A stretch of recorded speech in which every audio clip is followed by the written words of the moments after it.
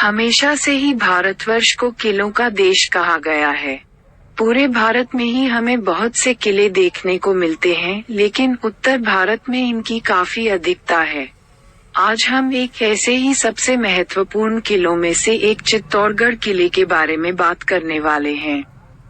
ये किला राजपूतों के साहस, शौर्य, त्याग, बलिदान और बड़प्पन की धरोहर माना जाता है।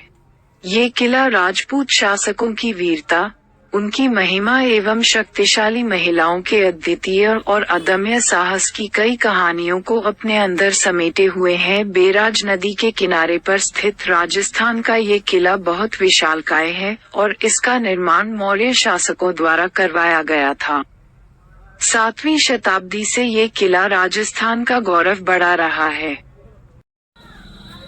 इस किले के आकार के बारे में अगर बात की जाए तो ये लगभग 700 एकड़ में फैला हुआ है और अपने विशालकाय आकार, भव्यता और सौंदर्य के कारण इसे 2013 में यूनेस्को ने विश्व धरोहर स्थल घोषित किया था। किले से एक बहुत पुरानी कहानी भी जुड़ी हुई है, जिसके अनुसार ऐसा माना जाता है कि इस किले का निर्माण पांडु पुत्र भीम ने एक ही रात में अपनी शक्ति का इस्तेमाल करते हुए कर दिया था।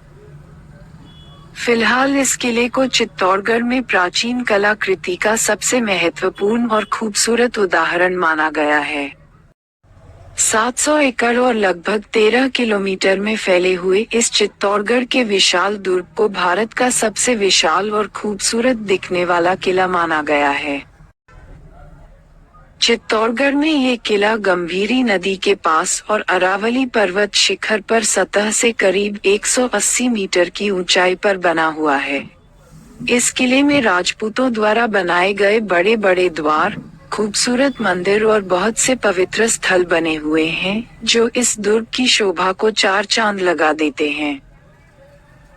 इस किले में पैदल पोल, गणेश पोल, लक्ष्मण पोल, भैरव पोल, जोरला पोल, हनुमान पोल और राम पोल नाम के 7 अलग अलग द्वार हैं, जो इसमें प्रवेश के लिए इस्तेमाल किए जाते थे।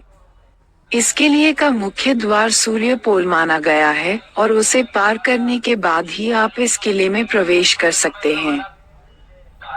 यह ऐतिहासिक और भव्य दुर्ग के परिसर में करीब 65 ऐतिहासिक और बेहद शानदार संरचनाएं बनी हुई हैं, जिनमें से 19 मुख्य मंदिर, 4 बेहद आकर्षक महल परिसर, 4 ऐतिहासिक स्मारक एवं करीब 20 कार्यात्मक जल निकाय शामिल हैं।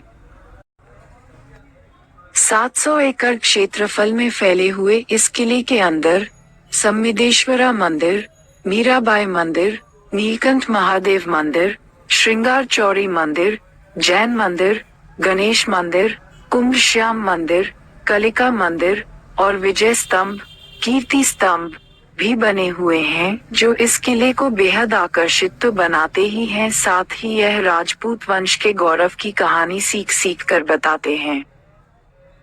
चित्तौड़गढ़ के इस किले के अंदर मंदिर के अलावा बहुत से जलाशय और विजय स्तंभ भी बनाए गए हैं, जो आज भी पर्यटकों की तरफ अपना ध्यान आकर्षित करते हैं। इस किले के अंदर ही फतेह प्रकाश पैलेस बनाया गया है, जिसमें उस समय के अस्त्र शस्त्र, मूर्तियां, कला समेत कई पुरामहत्व वाली वस्तुओं का बेहतरीन संग्रह किया गया है।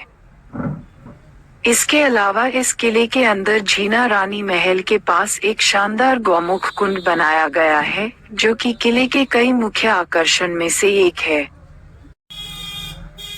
इसके अलावा इस किले में जौहर कुंड को भी ज्यों का त्यों रखा गया है और पर्यटक बहुत दूर दूर से इसे देखने के लिए आते हैं।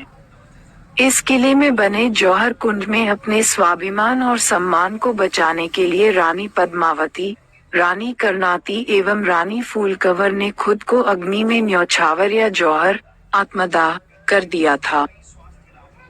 इसके साथ ही भारत के इस ऐतिहासिक और विशाल किले के परिसर में बने शानदार जलाशय, तालाब भी इस दुर्ग की शोभा बढ़ाते हैं।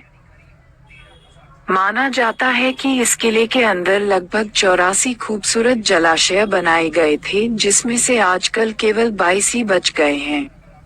खूबसूरती के साथ साथ इन सभी जलाशयों का एक अलग ही धार्मिक महत्व भी है।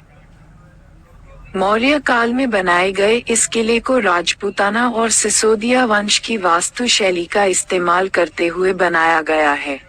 कहा जाता है कि अगर इसे अच्छी तरह से देखा जाए तो यह मछली के आकार जैसा लगता है। इतिहासकारों की माने तो 1303 ईस्वी में अलाउद्दीन खिलजी ने इस किले पर आक्रमण किया था। माना जाता है कि रानी पद्मावती की खूबसूरती को देखकर खिलजी उन पर मोहित हो गया था और वह रानी को अपने साथ ले जाना चाहता था। जब रानी पद्मावती ने उनके साथ जाने से मना कर दिया तो अलाउद्दीन खिलजी ने इसके लिए उन पर हमला बोल दिया था, जिसके बाद अपनी खूबसूरती के लिए प्रसिद्ध रानी पद्मिनी के पति राजा रतन सिंह और उनकी सेना ने अलाउद्दीन खिलजी के खिलाफ वीरता और साहस के साथ युद्ध लड़ा, लेकिन उन्हें इस युद्ध में पराजित होना पड़ा। अलाउद्दीन खिलजी से इस युद्ध में हार मान जाने के बाद भी रानी पद्मावती ने हिम्मत नहीं छोड़ी और उन्होंने अपने राजपूती साहस की मिसाल देते हुए करीब 16,000 रानियों, दासियों व बच्चों के साथ जौहर या सामूहिक आत्मदाह इसी चित्तौड़गढ़ किले में किया।